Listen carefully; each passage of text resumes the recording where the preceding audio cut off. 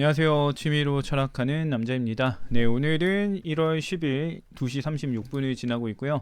네, 아리스토텔레스 영혼에 관하여 3권 2장 내용을 정리해 보도록 하겠습니다. 3권 1장부터 지금 그 감각에 대한 그 기본적인 내용을 지나서 조금 복잡한 내용으로 가게 되는데요. 그래서 조금 구절들이 명료하지가 않습니다. 그렇다 보니까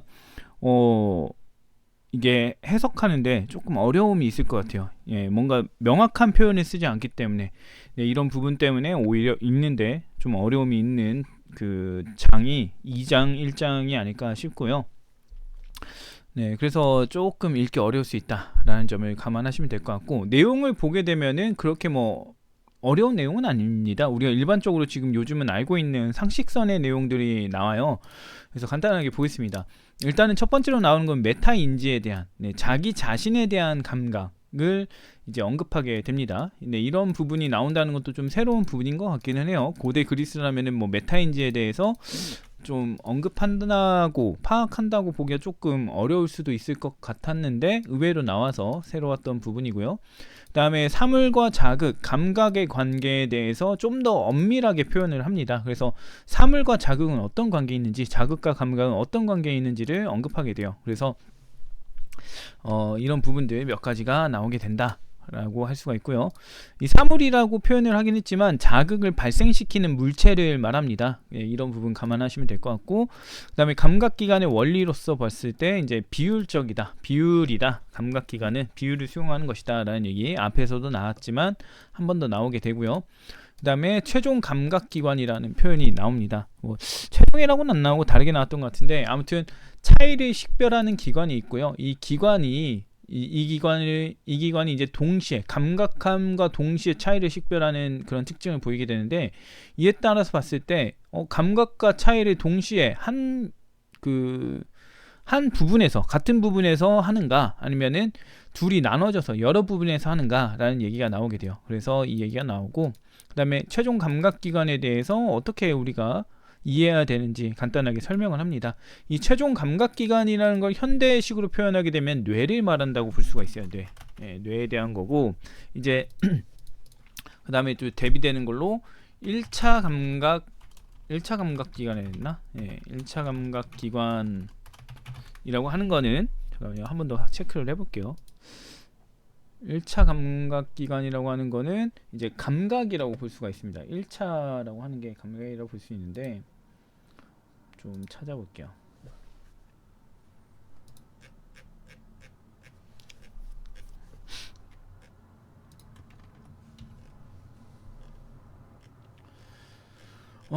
지금 찾으려면 시간이 조금 걸릴 것 같은데요. 아무튼 1차적 기관이다 라는 표현이 있는데, 첫 번째 감각, 번째 감각 기관이란 표현이 있고, 그 다음에 마지막 기관이라고 했던 것 같아요. 그 다음에 마지막 기관이라는 표현이 나왔던 것 같은데, 그것까지만 찾아보겠습니다.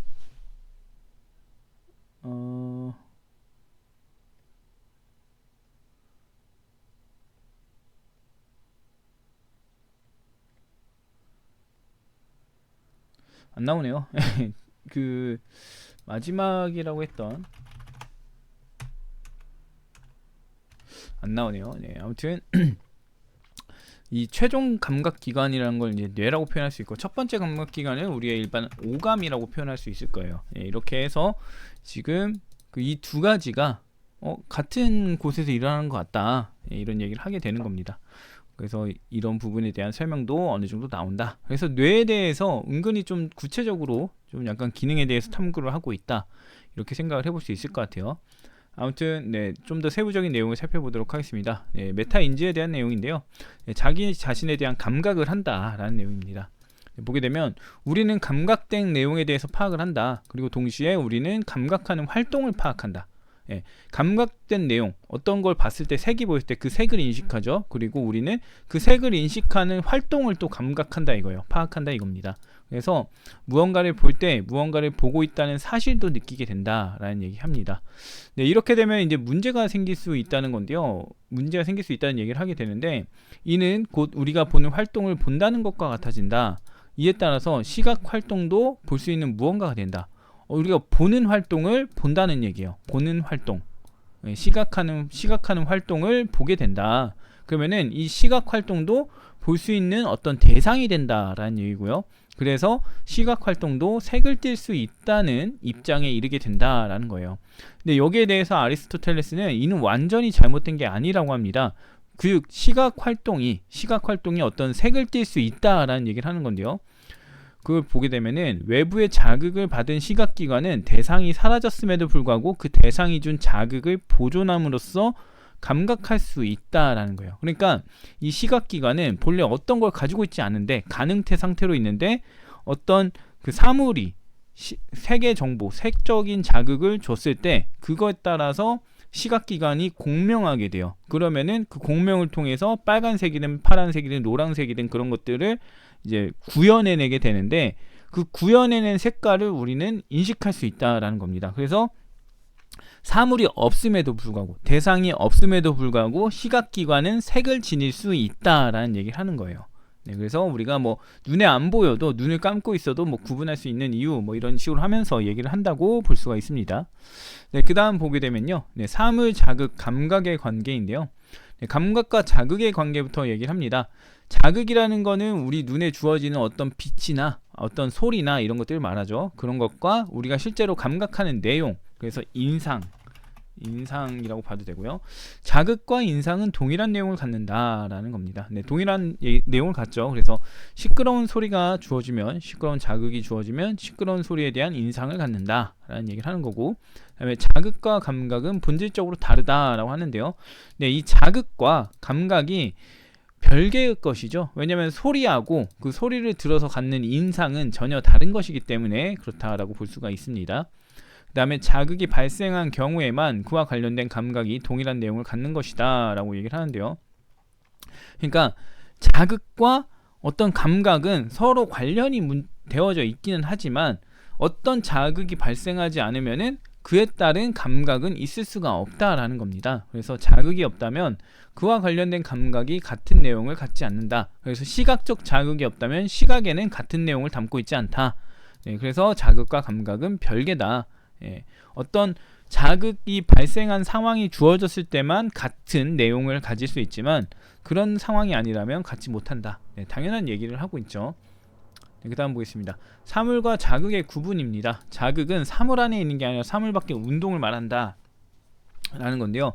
예시를 보면 이게 무슨 말인지 명확합니다. 손뼉을 쳐서 소리를 냈을 때 이 소리는 손뼉 내부의 것인지 외부의 것인지를 봐야 되는데요. 당연히 손뼉 외부의 것이죠.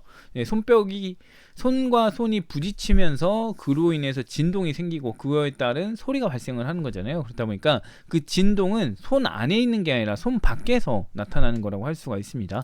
이처럼 자극을 발생시키는 것은 자신 외부에 자극을 발생시킨다. 네, 어떤 그 색을 띠는 거, 이런 것들도 결과적으로 그 색이 이제 사물 자체에서 운동이 시작될 수는 있지만 그 색에 반사된 빛, 그거는 결과적으로는 사물 내부에 있는 건 아니다 라는 거죠.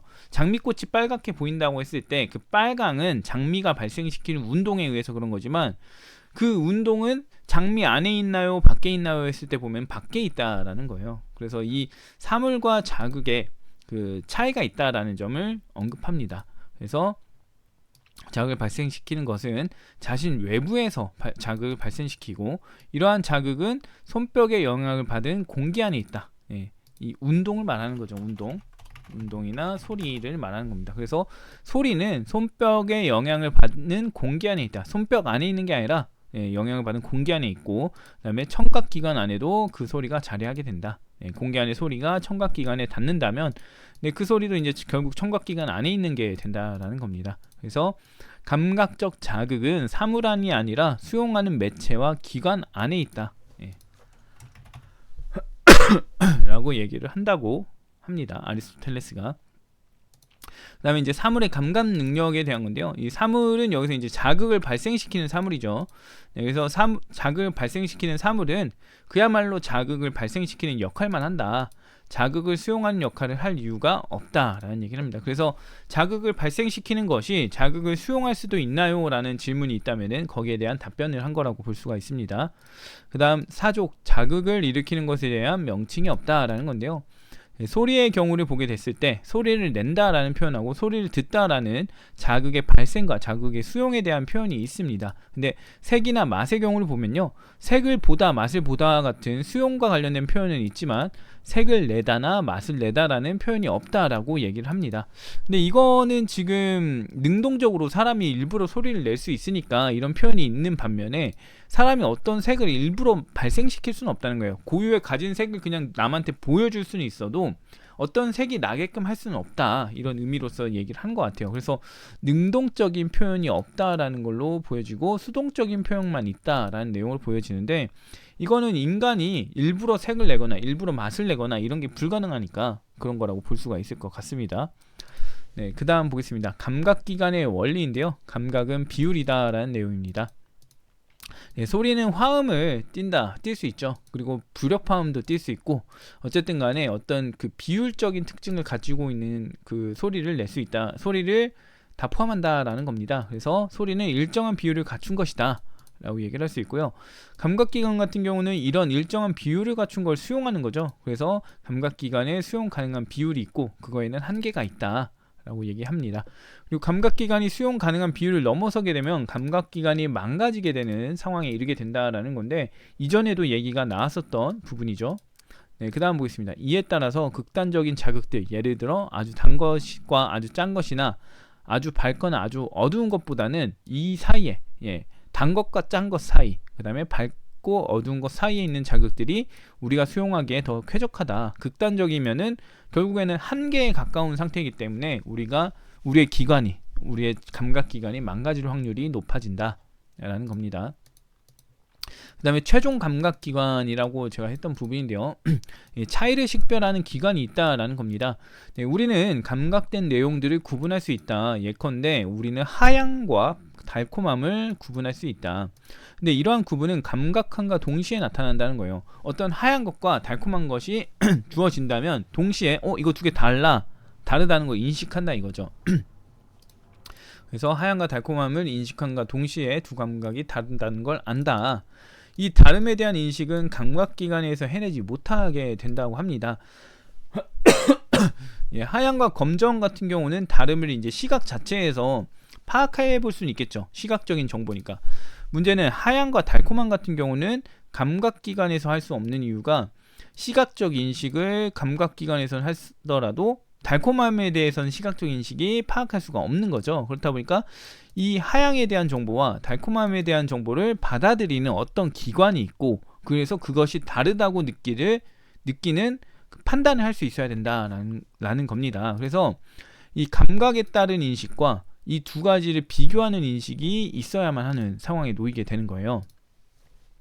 그렇다 보니까 지금 다른 방식으로 인식하는 것들이 나타나죠.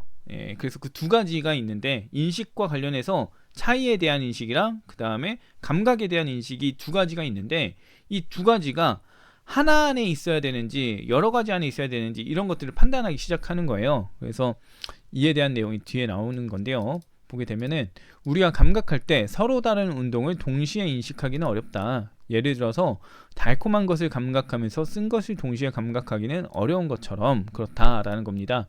따라서 다름을 인식하는 것과 감각된 것을 인식하는 것은 서로 구분되어야 한다. 다름을 인식하면서 감각된 걸 인식한다는 것은 좀 어려워 보인다라는 거죠. 그래서 기능적인 측면에서 인식기관은 지금 다름을 인식하는 부분과 영역과 그 다음에 감각된 것을 인식하는 영역으로 구분되어야 한다 라는 식으로 얘기를 하고 있다 라고 보면 될 것 같습니다. 그리고 나서 말하는 게, 이것은 타당할 수 있는데 우리의 인식은 확실히 둘로 구분되기 때문이다 라는 거죠. 왜 앞서 살폈던 내용이 있는데요, 감각된 내용과 별개로 우리는 크기, 운동, 수 등에 대해서 인식을 합니다. 네, 이는 곧 감각적 특징에 대한 인식과 존재적 특징에 대한 인식으로 우리의 인식이 구분된다는 거. 예, 지금 다름에 대한 인식과 그 다음에 이제 감각적 인식에 대한 그 구분이 이루어졌잖아요. 네, 그것과 마찬가지로 우리가 어떤 하나로서 존재를 파악하는 인식들과 그 다음에 부분들, 각각 개개의 감각적인 요소들로서 인식하는 그 영역이 동시에 존재하고 있는 걸 파악했다라는 겁니다. 네, 그렇다 보니까 이 두 가지가 어떤 인식을 총합하는 기관에서 두 영역에 대한 그 접근을 할 수 있는데, 이게 어떤 구조로 하나로 취합이 될 것인가, 이걸 이제 논하게 되는 거예요. 그래서 결국 아리스토텔레스가 내린 결론은 뭐냐면, 인식기관은 점과 같다라고 얘기를 합니다. 예, 점 같은 경우는 수적으로는 하나예요. 예, 하나인데 기능적으로는 둘이 됩니다. 왜냐면은 그 점이라는 것은 점이자 하나의 그 의미를 다 담고 있거든요. 그렇다 보니까 점 하나가 찍혀 있을 땐 그건 숫자로는 1로 표현하겠지만, 이것이 어떤 의미를 갖는가, 점이라는 의미도 갖고 그 다음에 하나라는 의미도 갖기 때문에 두 개를 가지게 됩니다. 이것과 마찬가지로 우리 인식기관도 수적으로는 하나인데 기능적으로는 둘인 상태다. 감각인식과 존재인식을 할 수 있는 상태다 라는 얘기를 하는 겁니다. 이게 뭐 그렇게 어려운 게 아니라 그냥 인식기관은 두 가지 기능을 가지고 있어 라고 말하면 될 부분이기는 한데, 이게 문제가 될 수 있는 게 뭐냐면은, 그 고대 그리스 입장에서는 하나는 하나만 갖춰야 한다, 이런 게 있어요. 예, 이런 입장이 있습니다. 그래서 지금 하나인 인식기관이 두 기능을 갖추고 있다 그러면은 뭔가 모순이 된다 이거예요. 하나인 것은 하나만 갖춰야 되는데 하나의 기관이 두 기능을 갖는다고 이렇게 된다는 거예요. 그래서 이거 좀 이상하다, 완전하지 못한 정리 같다, 이렇게 생각을 한다는 겁니다. 그렇지만 지금 점과 같이 인식하면서 이해하면 된다라는 얘기를 하는 거라고 볼 수 있을 것 같아요. 그 다음에 인식기관은 가능태였다가 이리저리 변하는 건 아닌가 라고 합니다. 왜냐면 인식기관이 지금 두 가지 인식을 하잖아요. 네, 어떤 지금 감각에 대한 인식과 그 다음에 존재나 수나 이런 크기나 차이에 대한 인식을 하는 기관이 있단 말이에요. 이 차이에 대한 인식은 감각기관이 못한다고 했습니다. 그렇다 보니까 두 가지 인식을 지금 하고 있는데 어떻게 두 가지가 가능하지? 어떻게 이렇게 변할 수가 있을지? 이렇게 했을 때 보면은 가능태라면 가능하다라는 거예요. 왜냐하면 시각 기능이 있다고 했을 때, 시각이 있다고 했을 때 가능태로 있다가 그다음에 주어지는 색 반응해서 뭐 주황, 빨강, 회색, 노랑 등의 색깔로 변하게 되거든요. 가능태로 있다가. 그렇다 보니까 인식기관이 지금 이리저리 변하고 있다. 감각에 대한 인식과 그 다음에 차이에 대한 인식과 이런 걸로 자꾸 변하는데 이거 가능태여서 그런 거 아니야? 라고 누군가 의문을 제기할 수 있어요. 네, 그렇게 생각할 수 있다는 겁니다. 그래서 거기에 대해서 생각을 또 제시를 하는데, 만약에 인식기관이 가능태로서 있다가 어떨 때는 사유의 기관으로 인식하고 어떨 때는 감각의 기관으로 작용한다라고 한다면은, 네, 이건 문제가 된다라는 겁니다. 동시에 존재할 수가 없게 된다라는 건데요. 왜냐면 가능태가 특정하게 활성화가 되면은 활성태가 되는데, 이 상태에서 활성태 상태에서는 다른 활성태가 될 수가 없어요. 그렇다 보니까 감각하는 기관으로서 활성화가 되면요, 사유를 할 수 없게 되고요. 사유하는 기관으로서 활성화가 되면은 감각할 수가 없어요. 이게 무슨 말하고 같냐면은, 어떤 것을 봤는데 그게 회색이거나 녹색이다, 이런 얘기를 하는 거랑 같은 거예요. 어떤 대상이 갖는 색이 하나일 수밖에 없는데 회색이거나 녹색이다 라고 할 수가 없는 상황에 놓여요. 이게 이제 모순율이죠. 모순율이 적용되기 때문에 이런 현상이 나타나는데, 이게 안 된다라는 거예요. 가능태가 어떤 활성태나 현실태가 되면은 두 가지 모순될 수 있는 두 가지 상태가 존재하기가 어렵다라는 얘기를 하는 겁니다. 그래서 인식기관은 가능태였다가 이리저리 변하는 거 아닌가요? 이때는 사유, 이때는 감각, 이런 활동을 하는 거 아닌가요? 했을 때 이거는 현상, 우리가 마주하고 있는 현상과 일치하지 않기 때문에 적절하지 않다라는 얘기를 한다고 할 수가 있습니다. 네. 3권 2장이 좀 애매한 구절이 한 3군데 4군데가 있어요. 그래서 이 부분을 해석하느라고 조금 오래 걸리긴 했는데, 아무튼 가볍게 정리한다면 이런 내용일 것 같고, 구체적으로 지금 온전히 내용을 다 담았는지 제가 알기는 조금 어렵네요. 아무튼 누군가 보시는 분이 있다면은 어떤 내용인지 대략적으로 이렇게 된다고 보면 될 것 같은데, 구체적인 문장 해석은 조금 어려울 수 있을 것 같습니다. 아무튼 오늘 여기까지 하고요. 다음에 또 다른 이야기로 찾아오도록 하겠습니다.